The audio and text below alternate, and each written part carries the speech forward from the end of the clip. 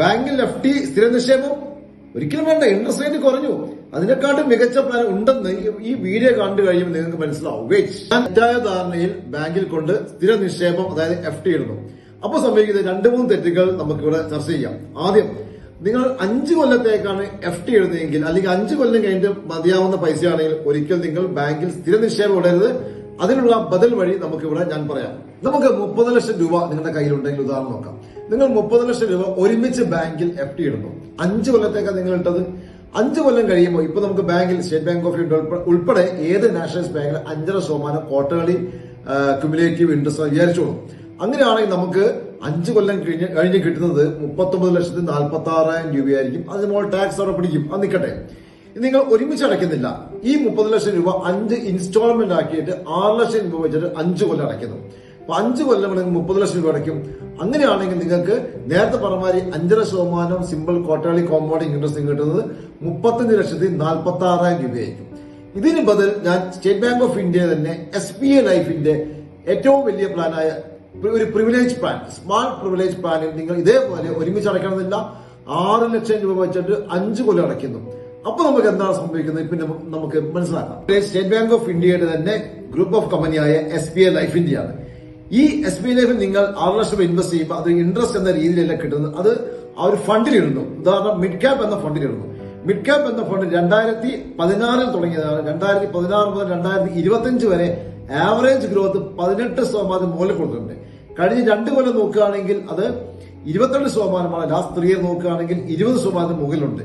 ഇത് compounding interest രീതിയിലാണ് തിരിച്ചു കിട്ടുന്നത്. SBI ലൈഫിന്റെ സ്മാർട്ട് പ്രിവിലേജ് ആയ മിഡ് ക്യാപ് ഫണ്ടിൽ നമ്മൾ 6 ലക്ഷം രൂപ വെച്ചിട്ട് 5 കൊല്ലം അടയ്ക്കുന്നു. അപ്പൊ കിട്ടുന്ന മെച്യൂരിറ്റി എത്ര നോക്കാം. നമ്മൾ 28%, 20% നോക്കുന്നില്ല.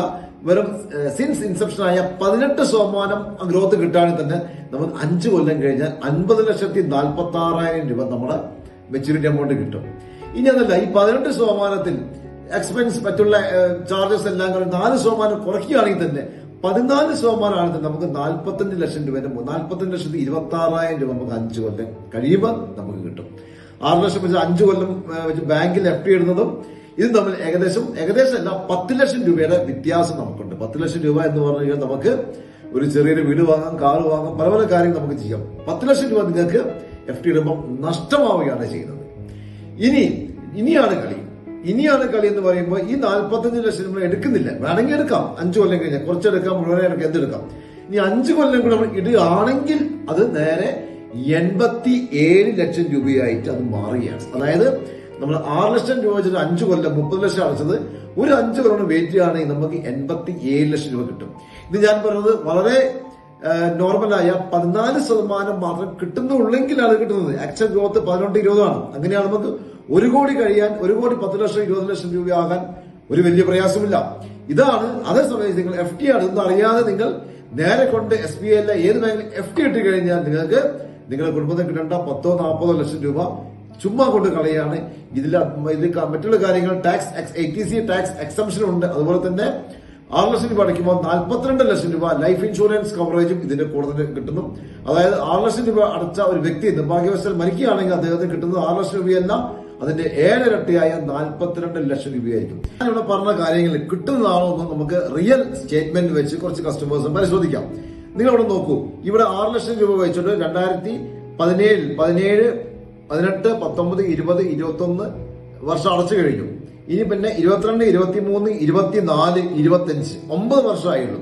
ഇപ്പൊ തന്നെ അക്കൗണ്ടിൽ 83 ലക്ഷം രൂപയുണ്ട്. ഞാൻ പറഞ്ഞ 87 ലക്ഷം രൂപ മുകളിലാവാൻ ഇനി നമുക്ക് 1 കൊല്ലം കിടക്കും. നമുക്കറിയാം ഏകദേശം അതിനെക്കാട്ട് മുകളിൽ വരും. ഇനി 2018 തുടങ്ങിയ കേസ് 6 ലക്ഷം രൂപ വെച്ചിട്ട് 2018, 19, 20, 21, 22 അടച്ചു. 23, 24, 25 3 കൊല്ലം 8 കൊല്ലം ആയുള്ളൂ. ഇനി 2 കൊല്ലം കിടക്കുന്നു. ഇപ്പോൾ ഓൾമോസ്റ്റ് 74 ലക്ഷം രൂപയായിട്ടുണ്ട്. ഈ 2 കൊല്ലത്തിൽ നമുക്കറിയാം 87 ലക്ഷം രൂപ അതിന്റെ മുകളിലേക്ക് കയറിപ്പോകും. ഇതാണ് യാഥാർത്ഥ്യം. മനസ്സിലാക്കി നിങ്ങൾ തീരുമാനിക്കുക നിങ്ങളുടെ പൈസ എവിടെയാണ് ഇൻവെസ്റ്റ് ചെയ്യേണ്ടത്. മിനിമം ആണ്. നിങ്ങൾക്ക് 8 ലക്ഷം രൂപ അടയ്ക്കാൻ കഴിവുണ്ടെങ്കിൽ മറ്റൊരു എക്സാമ്പിൾ കാണാം. 8 × 5 40 ലക്ഷം രൂപ അടച്ചു. 1 കോടി 4 ലക്ഷം രൂപ കഴിഞ്ഞു. നിങ്ങൾക്ക് 10 ലക്ഷം രൂപ അടയ്ക്കാനുള്ള കഴിവുകളാണെങ്കിൽ 10 ലക്ഷം × 5 നിങ്ങൾക്ക് കാണാം അത് 1 കോടി 41 ലക്ഷം രൂപ ആയി കഴിഞ്ഞു. അപ്പൊ നിങ്ങൾക്ക് 10, 25, 50 എത്ര വേണമെങ്കിലും അടയ്ക്കാൻ പറ്റും. ഈ കാര്യങ്ങൾ നിങ്ങൾ അധികം കാര്യം അറിഞ്ഞിട്ട് കാണത്തില്ല, പറഞ്ഞു തരാനുള്ള സമയം ബാങ്കുകാർക്ക് ഉണ്ടാവില്ല. അതുകൊണ്ട് തന്നെ നമുക്ക് ഇനിയുള്ള ഫണ്ടുകൾ 5 കൊല്ലം വെയിറ്റ് ചെയ്യാൻ പറ്റുന്ന ഫണ്ടുകൾ നിർബന്ധമായും SBI ലൈഫിന്റെ സ്മാർട്ട് പ്രിവിലേജ് എന്ന ഫണ്ടിൽ നമ്മൾ നിക്ഷേപിക്കേണ്ടതുണ്ട്. 6 ലക്ഷം രൂപ ഒരു കൊല്ലം മാറ്റിവെക്കാൻ കഴിയുന്നവർ മാത്രം എന്നെ ബന്ധപ്പെടുക. Thank you.